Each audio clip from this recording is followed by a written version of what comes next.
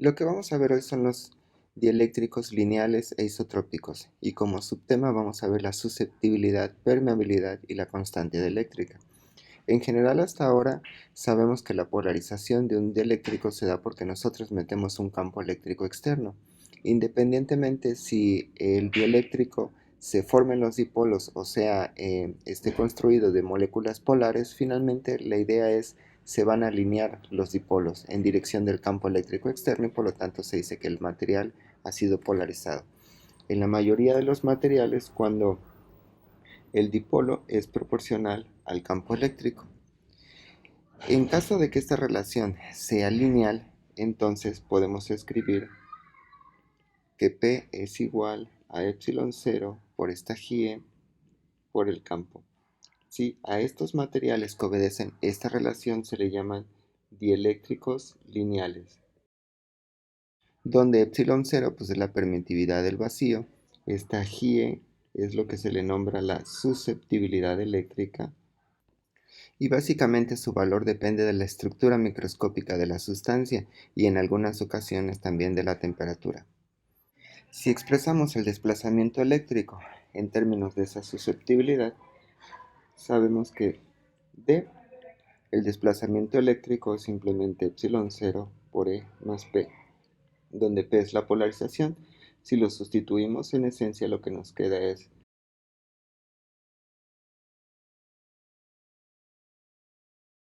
donde en esencia esta epsilon la podemos escribir como epsilon 0 más 1 por GE. A esta epsilon es lo que se le nombra la permeabilidad eléctrica, obviamente. Básicamente, como sabemos que en el vacío no hay materia que polarizar, pues la susceptibilidad es cero. Entonces la permeabilidad, pues básicamente va a ser epsilon, va a ser igual a epsilon 0. Y esta es en esencia la razón por la cual a epsilon 0 se le nombra la permitividad del espacio libre. Es simplemente por esta relación que existe. Sabemos que epsilon 0 en el vacío pues tiene un valor de 8.85 por 10 a la menos 12 coulombs cuadrados sobre newton por metro cuadrado. A veces también podemos escribir a esta lo que se le nombra la permitividad relativa. Simplemente si nosotros pasamos esta epsilon 0 dividiendo, entonces nos queda epsilon sobre epsilon 0, que sería 1 más GE. Y entonces podemos definir a epsilon r como la permitividad relativa, donde en esencia pues va a ser algo adimensional, ¿sí? Esta muchas veces es muy utilizada cuando nosotros tenemos las capacitores y nosotros queremos meter el dieléctrico, simplemente lo que metemos es, se le nombra la permitividad relativa y como ya es un número dimensional simplemente se multiplica y ya está, ¿sí?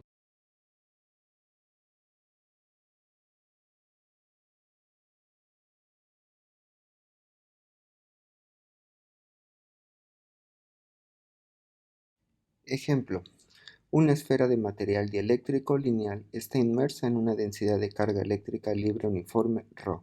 Determina el potencial en el centro de la esfera relativo al infinito, si su radio es R mayúscula y su constante dieléctrica es epsilon R. Ok, bueno, básicamente ahí está el dibujito y solamente hay que tener en cuenta que aquí lo que queremos es el potencial, pero aún no podemos determinar el potencial directamente, así es que básicamente lo vamos a hacer a través de la ley de Gauss en términos del desplazamiento eléctrico. Entonces, de Gauss y lo vamos a hacer en R menor o igual a R. Entonces recordemos que la ley de Gauss en términos del desplazamiento eléctrico pues simplemente está dada igual al Q free. Pero en este caso no tengo el Q, lo que tengo es la densidad. Entonces lo podemos expresar de esta forma. Dado que es una esfera y la simetría, pues entonces el dA simplemente va a ser el área de la esfera y el dB pues simplemente va a ser el volumen de la esfera en el interior.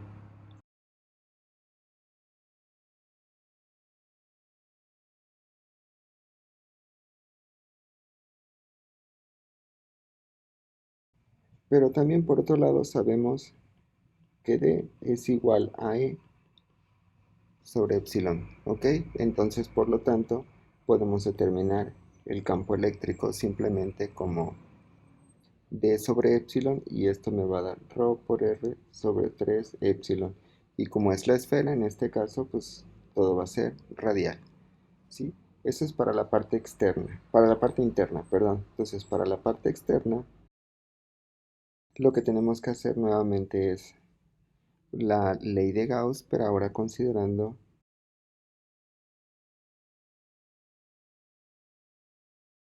la única diferencia es que aquí en este ρ, el volumen, vamos a contemplar al R mayúsculo, porque ahora el dB ya está agarrando todo el volumen, que es el volumen total de la esfera. Entonces el desplazamiento eléctrico simplemente nos va a quedar, y de aquí podemos sustituir y obtener el campo eléctrico. Algo bien importante es que recordemos que D es igual a epsilon por E, ¿sí? Pero a su vez el epsilon es epsilon 0 por 1 más GE por E. Pero como afuera estamos en el vacío, entonces por lo tanto no existe el GE y esto simplemente es epsilon 0 por E. Entonces por lo tanto el campo eléctrico afuera simplemente es R cuadrada, porque afuera hay vacío, adentro hay dieléctrico, pero afuera hay vacío. Entonces, ahora sí podemos determinar el campo eléctrico, perdón, el potencial eléctrico relativo al infinito. Sabemos que en esencia B pues simplemente es la integral de E punto ds. Entonces, em, si lo sustituimos, le voy a poner phi. Entonces, si lo sustituimos hay que partirlo básicamente desde el infinito a cero de E punto ds.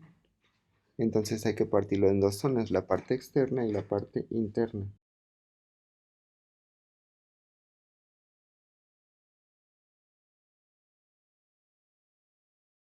Al sustituir los diferentes valores del campo, en esencia lo que tenemos es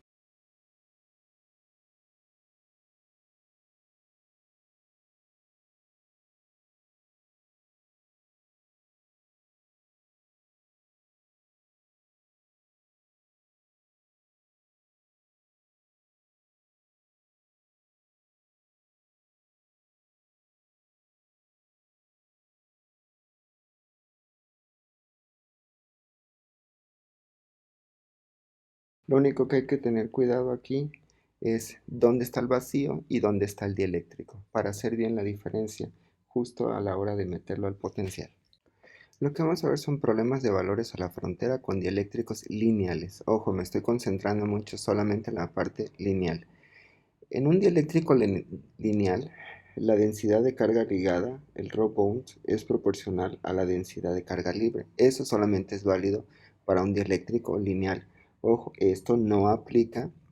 para la, esto no aplica para el sigma bound, ¿sí? Ya que, el, ya que la susceptibilidad eléctrica no es independiente de la posición en la frontera, justo en la frontera. Entonces, si nosotros reescribimos el ρ bound, nosotros sabemos que el ρ bound es básicamente el gradiente de la polarización, perdón, la divergencia de la polarización, pero habíamos visto que la polarización lo podemos expresar en términos del campo eléctrico y la susceptibilidad eléctrica. Como solamente estoy considerando materiales lineales, eso significa que el epsilon cero y la susceptibilidad eléctrica básicamente son constantes. Si no estuviera considerando materiales lineales, entonces eso significa que la permitividad, perdón, la susceptibilidad va a depender del material, o sea, de la posición, y pues podría ser que no va a ser lo mismo en X que en Y que en Z. Entonces básicamente la susceptibilidad tendría que ser como una especie de matriz, o sea, como un tensor donde yo sepa cómo varía la coordenada X, cómo varía la coordenada Y, cómo varía la coordenada Z. Entonces tendría que pegarle esa divergencia ahí. ¿Ok? Pero en este caso, como solamente estoy considerando que el material es lineal, entonces el epsilon cero, bueno, ese es constante, pero la susceptibilidad la voy a contemplar constantes porque solo estoy trabajando materiales lineales. Entonces, por lo tanto, esto lo puedo escribir como epsilon cero, GE, por la divergencia del campo eléctrico. ¿Ok? Pero ustedes recordemos que D es igual a epsilon por E, entonces por lo tanto yo puedo escribir a E en términos del desplazamiento eléctrico.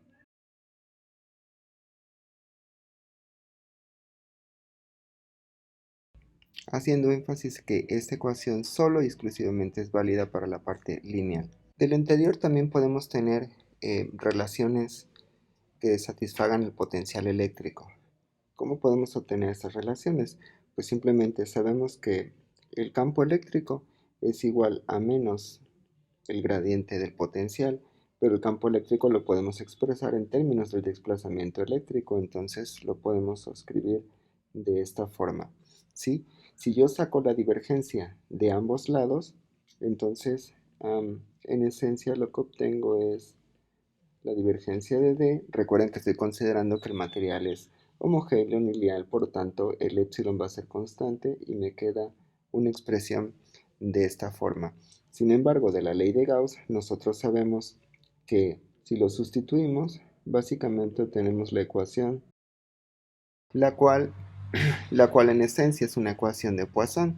Recuerden que no nos hemos metido a resolver la ecuación de Poisson, pero si nosotros podemos resolver la ecuación, bueno, podemos resolver este tipo de ecuación simplemente considerando el vacío, es decir, donde el ρ free es igual a cero. Entonces lo que nos queda es la ecuación de Laplace, pero ahora aplicada a dieléctricos. Lo que hay que tener en cuenta nada más es que hay que meter las condiciones a la frontera apropiadas que ya sabemos poner, y toda la maquinaria que desarrollamos en el curso anterior pues nos van a servir en esta, ¿sí? Voy a reescribir las condiciones a la frontera básicamente muy rápido porque en esencia ustedes ya las conocen, que recuerden que es la continuidad del campo eléctrico en términos de la densidad de carga superficial y básicamente las derivadas de los potenciales en términos debido a la parte normal y tangencial. Sí, la única diferencia aquí importante es que en lugar de tener las condiciones a la frontera que ya conocen con sigma, ahora van a estar dadas con el sigma free.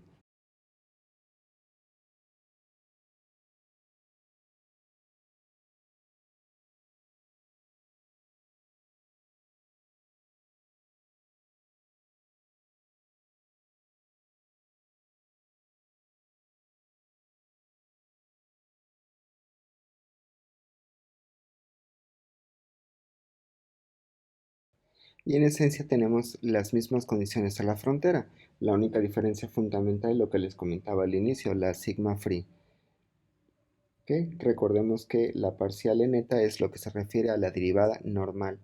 ¿Sí? A continuación vamos a hacer algunos ejemplos para que esto quede más claro. Consideremos un dieléctrico homogéneo, el cual está hecho de una cavidad esférica. A través de este sistema se le hace pasar un campo eléctrico uniforme en la dirección z. Determine el potencial en el interior y exterior, el campo eléctrico en el interior, el momento dipolar, la polarización y la densidad superficial de polarización. Básicamente esto es un problema bastante completo. Ok, entonces, bueno, la idea es que está el dieléctrico y le hacemos una cavidad esférica. ¿Sí? Entonces, como es una cavidad esférica, pues en esencia podemos utilizar los polinomios de Legendre para la parte esférica, ¿sí? Entonces, ustedes saben que para el exterior,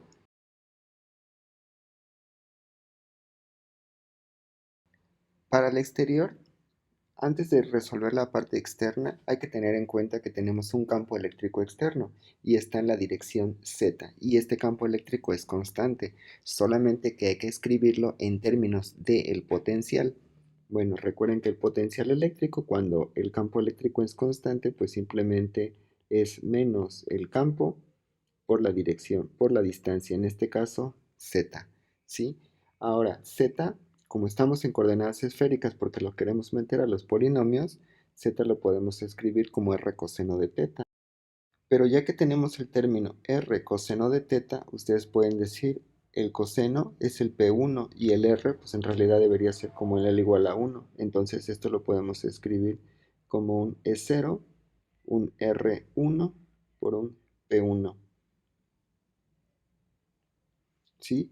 Entonces, esto lo que me dice es que cuando yo haga la parte externa, debo de contemplar por lo menos un término interno y ese término de la parte interna en realidad va a funcionar como el campo eléctrico externo. Entonces, por lo tanto, para cuando escribimos el campo eléctrico externo, este va a tomar la forma donde este primer término básicamente va a jugar el papel del campo eléctrico externo. De lo que acabamos de ver hace rato, pues nos dimos cuenta que el RL simplemente va a ser el L igual a 1 y el BL pues va a ser el B1, que en este caso va a ser el menos, es 0. ¿Sí? Entonces nosotros podemos reescribir básicamente esto de una forma ya más directa, y algo súper importante aquí es que como aquí tenemos materia, la solución ya no va a ser una solución en términos de una serie de potencias como antes. Antes lo que teníamos era una solución de vacío, donde el campo eléctrico estaba considerado que teníamos una esfera en un espacio totalmente vacío, entonces el campo eléctrico tenía la propiedad de que se puede extender y extender y extender hasta básicamente infinito, que es cuando tiende a cero. ¿Sí? Pero ahora en estos casos lo que tenemos es materia. Entonces, en realidad, si ustedes tienen un campo eléctrico, el campo eléctrico no va a atravesar la pared, bueno, dependiendo de la intensidad, pero suponiendo que sea pequeño, se va a terminar absorbiendo en la pared, de la ventana, en la mesa, o sea, en realidad las soluciones no van a ser ya infinitas por el hecho de que existe la parte de materia, ¿sí? Entonces aquí las soluciones van a ser cortadas, es decir, van a ser simplemente exactas. ¿Cómo sabemos hasta dónde cortar la solución? En realidad, quien va a decir cómo cortan la solución es el campo eléctrico externo. En este caso, el campo eléctrico externo que se está metiendo es constante. Cuando escribimos este campo en términos del potencial, lo podemos escribir simplemente como E por Z. Y cuando escribimos ese Z en términos de los polinomios, porque es una solución esférica, nos dimos cuenta que es el L igual a 1. Entonces la solución solamente va a existir para un L igual a 1 y no hay necesidad de expresar la solución para cualquier L. Lo pueden hacer si quieren para corroborar, pero en esencia son cero, solamente hay una solución. ¿Sí? Entonces, para este tipo de problemas en general, cuando tenemos un objeto metido en un campo eléctrico, lo primero que hay que hacer es escribir ese campo eléctrico en términos del potencial. Y una vez que escribamos, ahí nos vamos a dar cuenta en dónde corta la solución. Por ejemplo, si el campo eléctrico fuera algo así como un coseno cuadrado de menos 1 por un r cuadrada, entonces decimos, ah, mira, esto es el P2. Entonces, por lo tanto, solamente va a existir el L igual a 0, L igual a 1 y el L igual a 2. Y hasta ahí, no van a existir más soluciones, ¿sí? Espero haberme explicado. Entonces, bueno, cuando reescribimos esta ecuación 2 en términos de, del campo, bueno, no en términos del campo, cuando L es igual a 1, pues simplemente va a ser menos E0. Esta es la solución donde sabemos que el P1 pues, es el coseno de teta. ¿Ok? Entonces, de las condiciones a la frontera,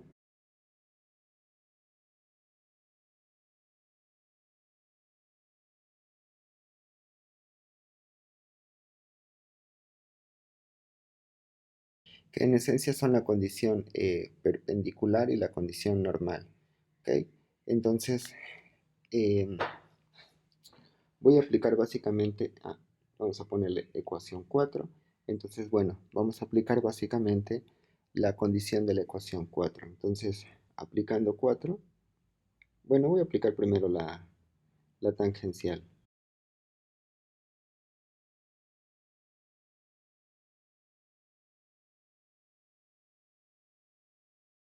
Posteriormente aplicamos la condición 4.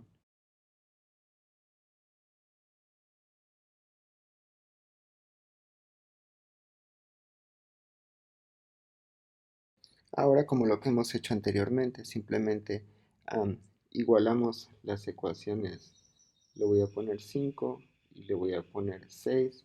Entonces, igualando 5 con 6, podemos básicamente despejar cuánto vale C1.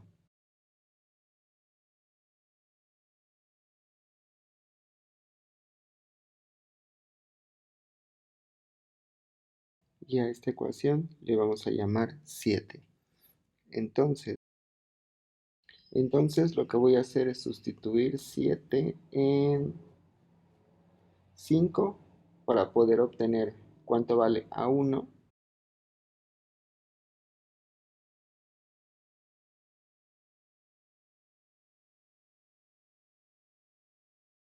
Entonces, por lo tanto, ya podemos sustituir cuánto vale A1 y C1 en el potencial interno y en el potencial externo. Les repito, ¿por qué solamente tenemos la solución para 1? Es por el hecho de que el campo eléctrico externo tenía esa forma y solamente nos quedó en términos de 1. Aquí básicamente quien va a decir dónde se va a cortar la suma es el campo eléctrico externo, ¿sí? Entonces, bueno, si lo sustituyen, en esencia lo que les queda es el potencial adentro y afuera.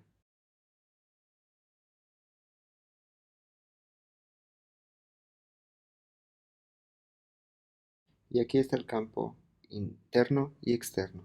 Para el inciso B, recordemos que básicamente E es igual a menos el gradiente del potencial. Entonces, para mayor facilidad, lo que voy a hacer es Z lo voy a regresar a coordenadas cartesianas para simplemente derivar en términos de las coordenadas cartesianas. Y simplemente nos queda que el campo es en Z. Para el inciso C, recordemos que afuera de la esfera el potencial es equivalente a un campo eléctrico externo es cero más el campo eléctrico del dipolo eléctrico.